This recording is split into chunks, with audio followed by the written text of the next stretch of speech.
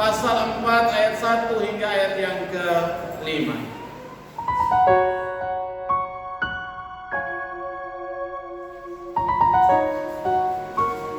Salam.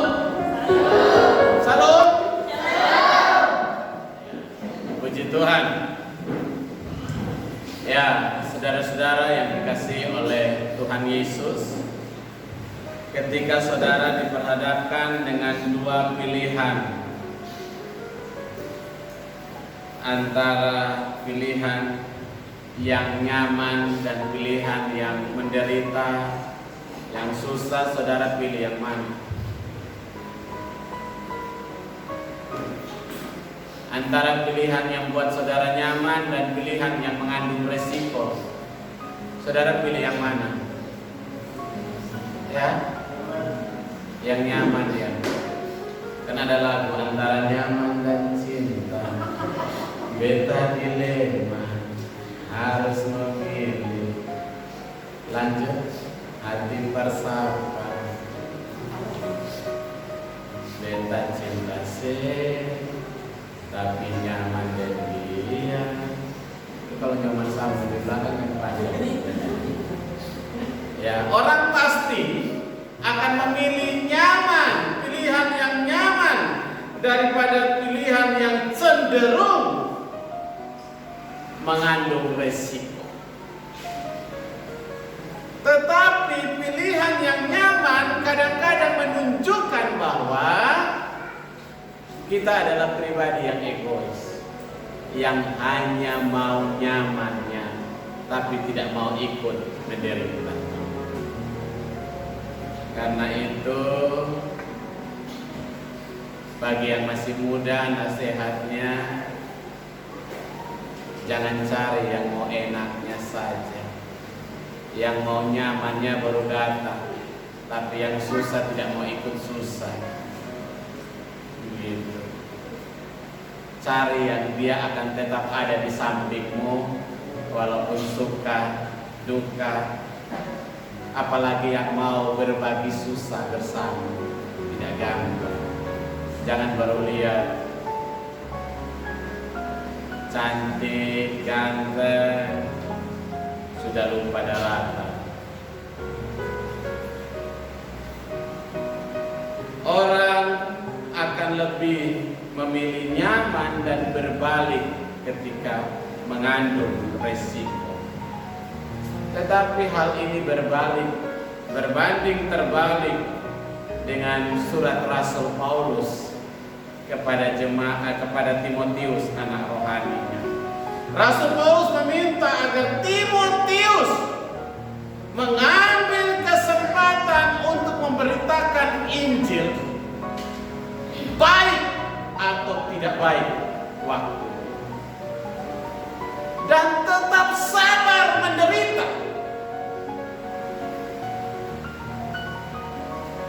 Ini hal yang tidak mudah. Rasul Paulus mau bilang sama Timotius bahwa pelayanan itu tidak mudah, mengandung resiko, tetapi dia harus tetap setia, dia harus tetap sabar dan memberitakan Injil baik atau tidak baik waktu. Jadi ikut Tuhan itu bukan antara nyaman dan cinta, tetapi ikut Tuhan dan melayani Tuhan adalah pemberian diri utuh untuk terlibat dalam pelayanan dan siap menderita. Bukan hanya bicara tentang hamba Tuhan, bukan bicara hanya tentang pendeta, bukan hanya bicara tentang pengurus gereja, bukan, tetapi jemaat biasa pun ikut Tuhan. Ada salib yang harus dipikul, ada kuk yang harus kita pikul. Karena ikut Tuhan tidak mudah. Tuhan minta, Rasul Paulus minta kepada Timotius untuk tetap setia memberitakan Injil, baik atau tidak baik waktunya. Paulus menegaskan, mengapa? Karena akan ada waktunya. banyak orang yang tidak lagi mau mendengarkan firman Tuhan. Ada banyak ajaran sesat yang ada di sekeliling. Mengapa Rasul Paulus bilang beritakan Injil baik atau tidak baik waktunya? Karena ada banyak ajaran sesat yang berkembang di situ. Ada banyak penganiayaan, tetapi sebagai orang Kristen, sebagai murid Kristus, harus tetap memberitakan firman Tuhan. Baik atau tidak baik waktu. Kita juga sekarang sedang hidup dalam berbagai macam situasi, kondisi yang tidak mudah di tengah-tengah pandemi ini. Tantangan untuk tetap bergereja juga susah. Tantangan untuk kehidupan juga makin hari makin berat. Tapi apakah kita tetap setia untuk tetap ikut Tuhan sampai akhir?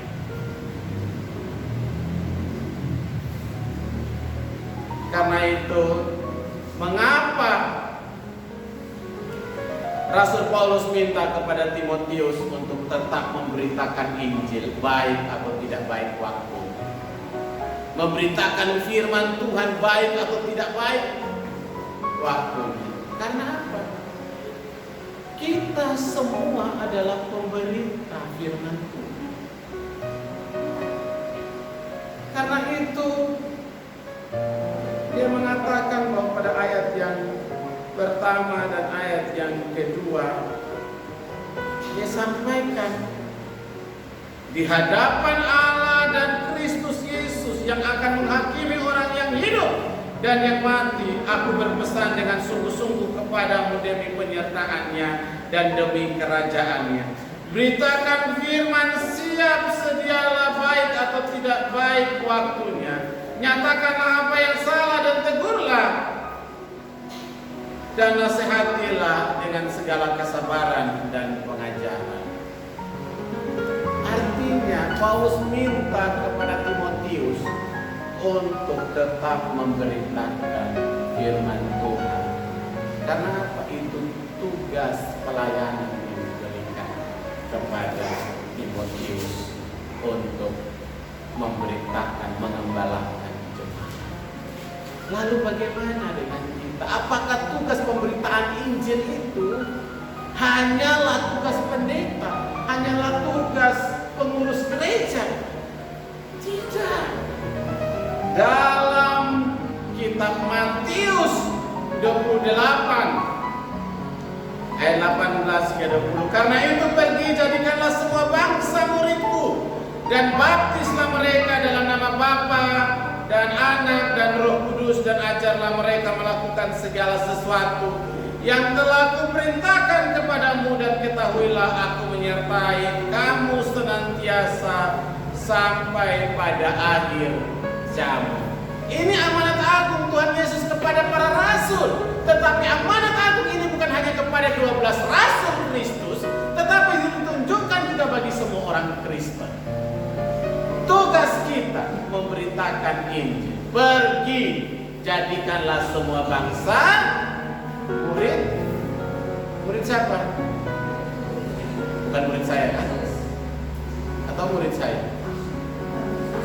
Saudara datang ke gereja bukan karena saudara murid saya, bukan karena saudara jemaat saya. Saudara adalah anak-anakku. Amin. Karena apa? Saudara tidak ikut saya. Saudara ikut Kristus. Karena Dialah yang menyelamatkan saudara, mengampuni dosa dan memberikan kamu kepastian keselamatan. Jadi jangan ikut saya. Kalau saya pulang kupon, semua ikut kupon bahaya. Ikut Kristus sampai akhir hidup. Amin. Ikut Kristus juga diberikan tanggung jawab memberitakan firman Tuhan. Bukan pergi di kawan-kawan lagi mabuk, bertobatlah kerajaan Allah sudah dekat. Mereka bangun mabuk kita. Tapi bagaimana hidup kita menjadi berkat, kesaksian kita. Jangan kawan tawar satu gelas, kita gak aduh kalau satu gelas itu bikin kotor mulut. Saya satu jirgen baru bisa. Wow. Kita lebih parah lagi. Minimal ada perubahan lah. Perubahan itu tidak bisa dibalikkan seperti membalikkan telapak tangan. Tapi hidup itu harus berubah. Orang yang mau maju hidupnya harus berubah. Amin. Kita ini datang dari kampung sudah tidak jelas, di kampung hidup tidak jelas, mabok, pencuri, berampok. Datang di sini lebih parah lagi. Tidak ada perubahan. Untuk apa kamu merantau? Pulang. Jauh-jauh harus ada perubahan. Amin. Itu penting. Hidup harus berubah. Hidup harus berdampak. Kalau hanya merantau untuk mati, mabuk, lebih baik pulang. Karena bikin menderita banyak orang di sini. Ya. Hidup harus berubah. Saya datang hanya sebagai gelandangan. Tapi hari ini Tuhan pakai saya jadi alat. Saya bisa menyelesaikan 2 sarjana saya di Bali dan 1 master pendidikan. Hidup harus ada perubahan. Kita adalah pemberita firman. Karena itu Tuhan bilang pergi jadikanlah semua bangsa muridku. Mau pergi bagaimana kalau hidup kita tidak diubah oleh Tuhan? Bagaimana mau memberitakan firman Tuhan kalau hidup kita tidak kita ubah? Supaya kita tidak jadi batu sandungan bagi orang lain. Karena itu saya bilang pergi aja, tidak harus ngomong cerita aja. Sekarang berubah ya, hari Minggu gereja terus. Ya, kita mau sampai kapan begini? Ya, hidup ini terbatas, singkat. Untuk masih ada waktu pakai hidup ini untuk kemuliaan Tuhan. Itu saudara sudah memberitakan firman. Masa kalah sama Rambo. Nomor berapa dia? 8 tahun sudah jadi singa di gereja. Ya Tuhan punya talenta, orangnya kan dia punya talenta di situ Bapak. Lalu talenta apa ya? Persembahkan aja, anak kecil talenta segitu dia persembahkan. Yang tua-tua malu lah. Kan begitu, anak kecil berani masa kita. Jangan hanya bilang cinta saja berani. Aku padamu, I love you. Itu tidak diajar, saudara. Sehingga saudara menjadi pemberita cinta. Itu playboy. Di mana-mana omong cinta. Aku padamu, padaku. Tapi kalau ngomong firman ini, aduh Bob, mulut tak kancing Bapak. Kemarin ngomong cinta itu masalah lain Bapak. Kan sama-sama omong, suara kan sama-sama keluar.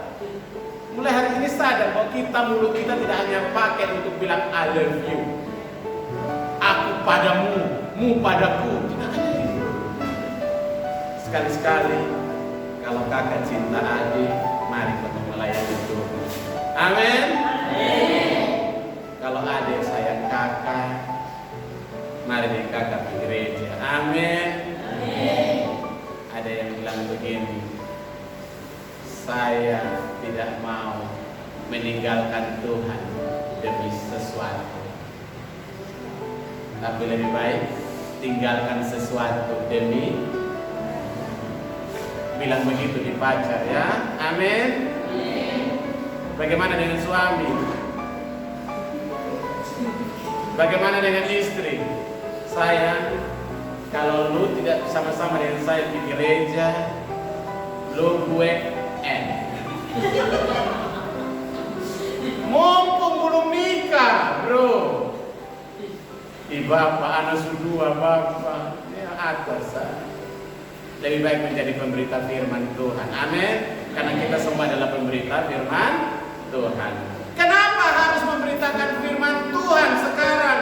Karena waktunya semakin urgent, waktunya semakin sempit, waktunya semakin sulit. Kenapa? Ayat 3 dan 4. Karena akan datang waktunya, orang tidak lagi menerima ajaran sesat, tetapi mereka akan mengumpulkan guru-guru menurut kehendaknya untuk memuaskan keinginan telinganya. Mereka akan memalingkan telinganya dari kebenaran dan membukanya bagi dongeng-dongeng. Artinya bahwa pemberitaan firman Tuhan itu urgen dan penting, karena banyak orang Kristen sudah tidak lagi mendengar ajaran sehat. Mengapa banyak orang Kristen lebih senang? Kita bisa lihat sekarang banyak orang Kristen lebih senang baca Facebook daripada baca Alkitab. Amin. Haleluya.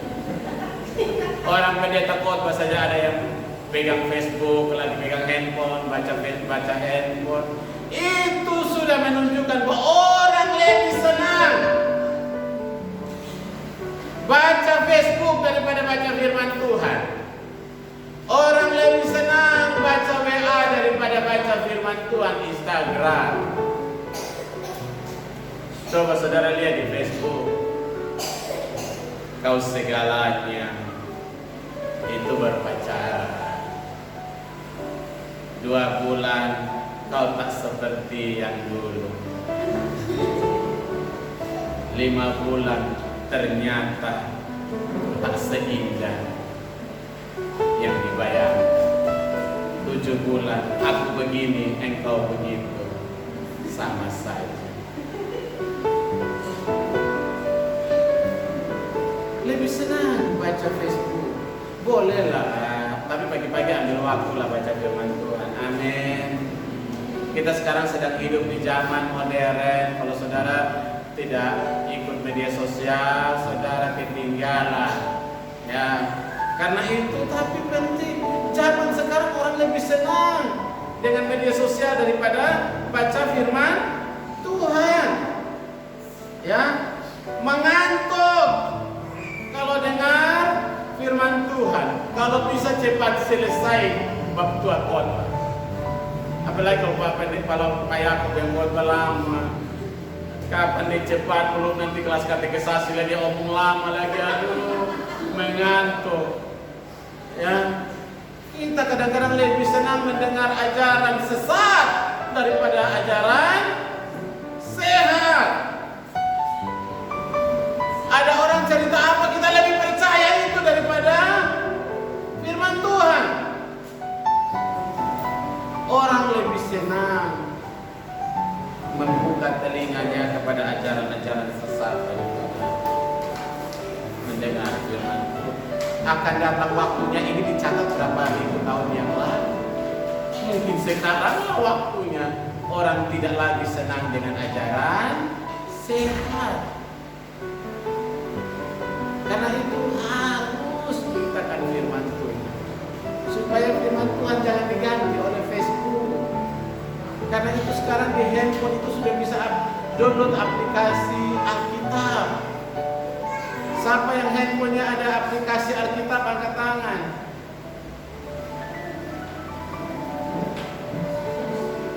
Haleluya. Yang lain ada atau tidak? Hah? Jangan aplikasi Alkitabnya cuma dibaca hari Minggu, karena pemalas bawa Alkitab di gereja. Terlalu besar.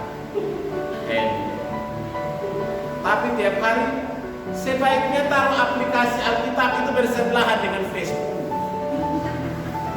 supaya kalau lo mau pencet Facebook tak salah, pencet di Alkitab. Karena akhir-akhir ini orang lebih senang mendengar ajaran sesat daripada ajaran sehat. Taruh di samping, sebentar saya cek dulu dan mimbar. Haleluya. Amin. Yang berikut, karena akan waktunya orang memalingkan telinga dari kebenaran dan membukanya pada dongeng-dongeng. Akan datang waktunya banyak orang Kristen yang tubuhnya di gereja, tetapi hatinya di tempat lain. Tubuhnya ada di sini, tapi hatinya tidak ada di sini. Dia pikir tadi kompornya sudah dimatikan, belum. Ikannya hangus di kompor. Makanya ibu-ibu kalau mau datang gereja pastikan kompor mati. Ya. Dia lupa dia punya anting-anting di ruang tamu. Nanti tetangga kos datang ambil, terus pulang saya tumbuk dia. Artinya di mana-mana. Ada yang datang gereja, tapi saya baca bilang ada mau kerja si pagi, tapi dia di dalam gereja dia ada center. Dia punya pacar, punya Facebook, dia buat macam-macam, dia keluar dari gereja langsung. Apalagi sekarang ada aplikasi yang tahu pacarmu ada di mana, ada ya aplikasi apa itu namanya? Ya, orang sudah tidak saling percaya. Yang pasang aplikasi itu menunjukkan bahwa saudara sudah tidak percaya dengan pasangan. Lalu untuk apa dipertahankan hubungan? Kalau saudara sudah tidak percaya, kontrol pakai aplikasi. Makan-makan ini, oh pecat. Telepon Karenata, tolong cek waktu ada di sekitar pecat tuh, Karenata tolong cek, jangan sampai dia masuk jurang. Ada makan. Saya kok tidak tertarik pakai aplikasi itu, karena saya sunyaman. Paling istri saya cuma bilang, Pak, jam segini kok belum pulang. Pak, sudah makan belum? Ingat makannya. Itu paling saya keluar tuh cuma sekali aja di WA sama istri saya. Kalau sudah jam makan atau belum pulang, sudah di atas jam 10 malam, pasti WA. Tapi kalau belum jam 10 malam tidak akan ada WA. Karena kami saling percaya. Untuk apa berhubungan kalau saudara sudah tidak saling percaya? Halo, kalau dengan pasanganmu kamu sudah tidak percaya, lalu untuk apa dipertahankan? Makanya banyak orang yang di gereja tapi hatinya dan pikirannya tidak ada di firman Tuhan. Pulang tidak dapat apa-apa. Ini waktunya kita bekerja dengan perkembangan zaman ini. Karena itu ada orang yang mulai memalingkan telinganya dari kebenaran dan membukanya bagi dongeng-dongeng. Sakit sudah tidak lagi berdoa, pergi ke dukun. Menurut kami, terawangan kami, dari hatinya ayam ini menunjukkan bahwa hatimu hitam seperti ayam ini.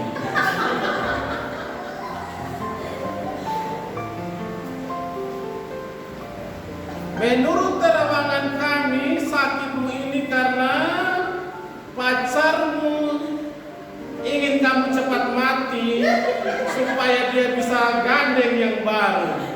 Karena itu kamu harus cek kasih mati dia sebelum dia kasih mati kamu.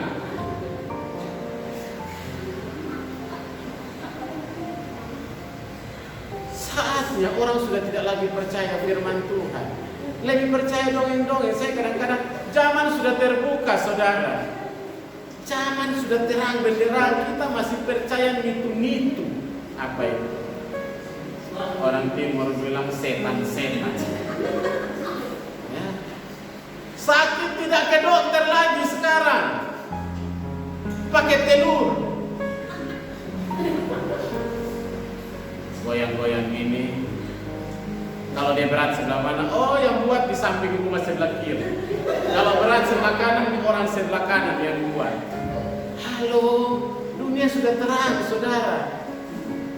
Setan bisa dikalahkan dengan firman Tuhan. Amin. Lu anak Tuhan, yang jaga lu malaikat. Tuhan jaga lu. Setan tidak akan menang. Jadi tidak usah takut lah. Mau keluar malam saja sudah takut. Mau pergi kencing di luar saja sudah bahaya. Tarik bawa laki. Tidak usah lah. Saya berpikir dunia sudah era yang luar biasa, semua serba terbuka. Kita masih percaya yang tidak jelas. Menurut nenek saya, kalau keluar pas jam 12 itu mati di jalan. Saya sering keluar pas jam 12 tapi saya tidak mati itu. Bukan jam 12 yang matikan kita. Jadi berhenti dongeng. Harus dikalahkan dengan firman Tuhan. Percaya firman Tuhan, pegang firman Tuhan. Sakit pergi ke dokter. Ya. Berdoa dan bekerja, berobat dan berdoa. Sakit, ada kejadian itu. Sakit bilang orang suami, kepala sakit yang sudah parah. Ada Levi, kena Levi, orang suami. Sampai tidak bisa bangun, sampai sudah matar ya. Kemudian bilang ke saya bilang pikul di rumah sakit. Sampai di rumah sakit ternyata apa? Ada cairan di saraf, harus operasi. Kalau tidak lewat. Sudah bilang orang suami, Yesus beserta. Yang suami tokonya, mama kecilnya, lama-lama dia pulang dia bunuh kasih mati orang gara-gara dukun-dukun yang tidak jelas. Berhenti. Ada firman Tuhan. Baca firman Tuhan. Karena itu kita harus beritakan firman Tuhan. Di samping kiri kananmu ada orang yang percaya begitu dalam nama Yesus. Bilangin dia, berdoa, Tuhan pasti sembuhkan. Jangan kita yang, iya betul, itu kemarin juga begitu. Saya kemarin juga begitu. Jadi malah kita yang mau orang pergi di tempat sana. Kan orang tidak tahu itu tempat dukung di mana, kita yang dari gereja yang pikul bawa di sana. Yesus beserta. Ini zaman sudah berubah. Kadang majelis gereja yang pikul bawa di sana. Jangan sampai istri pendeta yang pikul bawa orang begitu. Atau suaminya pendeta hamba Tuhan yang pikul bawa orang di sana. Bahaya. Ya. Kita harus sampaikan bahwa cukup berdoa, berobat, firman Tuhan menguatkan kita. Amin. Ada orang yang kerasukan. Ya. Cuma kita kan kenal. Kita berdoa, kita thank 2 hari selesai. Orang bilang begini, ternyata baliannya orang Kristen juga lumayan. Ya. Bukan baliannya orang Kristen, Tuhan Yesus. Amin. Beritakan firman bahwa Tuhan mengalahkan segala-galanya. Dia mati di kayu salib untuk menyembuhkan sakit saudara, untuk mengangkat beban saudara, untuk membuat saudara mendapat kelepasan. Marilah kepadaku semua yang letih lesu dan berbeban berat, aku akan memberikan kelegaan kepadamu. Amin. Jangan percaya itu setan-setan itu. Ya. Sudah hidup di dunia. Yang berikut terakhir, walaupun memberitakan firman Tuhan, kita harus tetap kuat dan sabar. Ayat yang kelima saya bacakan bagi kita. Tetapi kuasailah dirimu dalam segala hal, sabarlah menderita, lakukanlah pekerjaan pemberita Injil dan tunaikan tugas pelayanan. Saudara, saya mau kasih ingat bahwa tidak mudah. Pemberita Injil harus menguasai diri dan siap menderita. Kita yang hidup di dalam Tuhan, rajin bergereja, kita ibarat seorang yang sedang menabur. Kita tidak tahu setiap taburan kita ada yang tumbuh atau ada yang tidak tumbuh, ada yang berbuah atau ada yang tidak menghasilkan buah.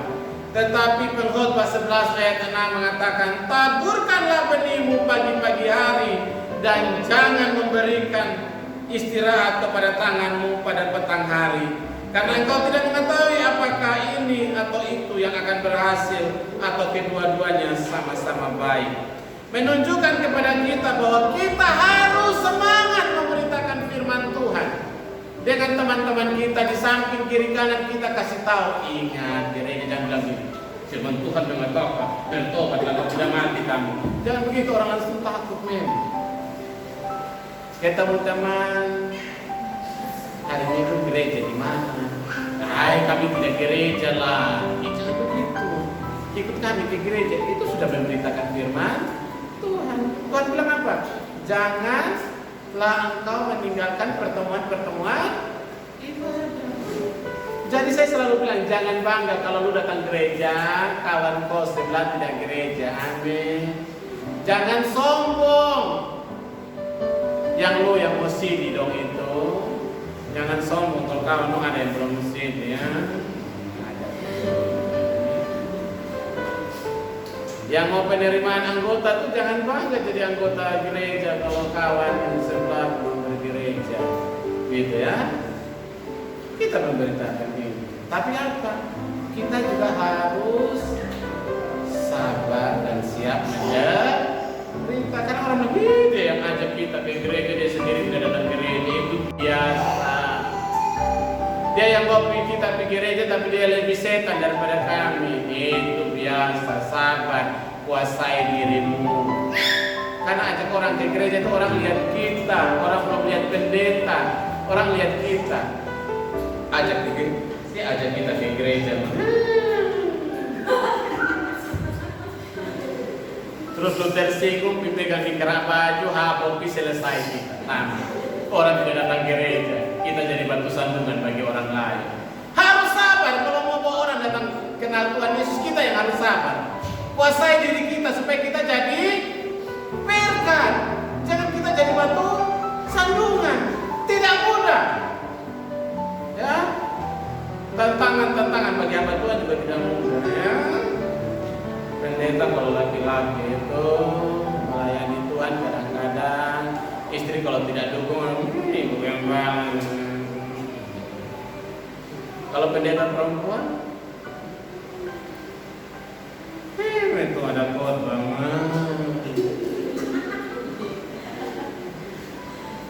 Biasa Tuhan bilang sabarlah menderita. Kita yang singer di sini tiap minggu menyanyi, mulut babusa. Saudara yang berdiri di sini, saudara siap-siap. Orang senter, tidak senter pakai senter yang handphone punya, senter mobil. Dan dong kadang-kadang pakai aplikasi yang cek lu ada di mana. Tiap hari dong duduk di mana dong ngomong lu nama. Amin. Jangan tersinggung. Anggap saya itu fans dia. Kalau dia tidak omong namamu, dia tidak ada kerjaan. Amin. Jangan pusing. Konsyok. Saya injak dia.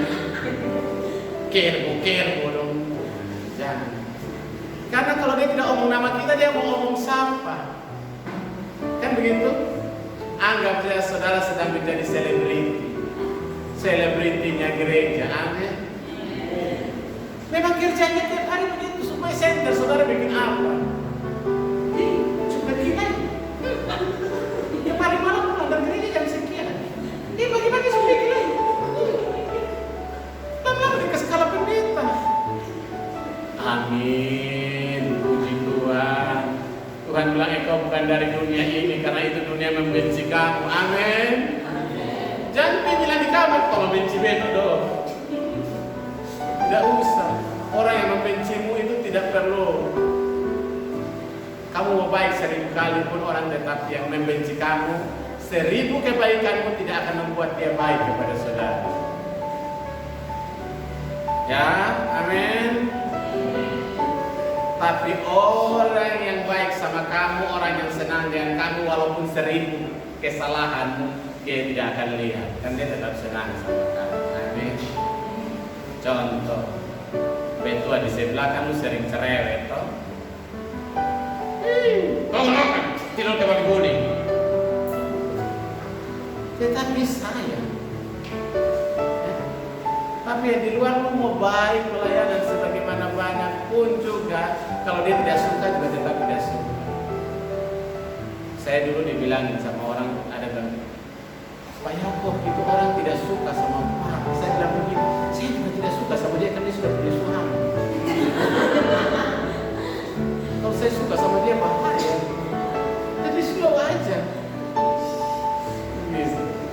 Ya. Karena itu ikut Tuhan Yesus banyak tantangan. Amin.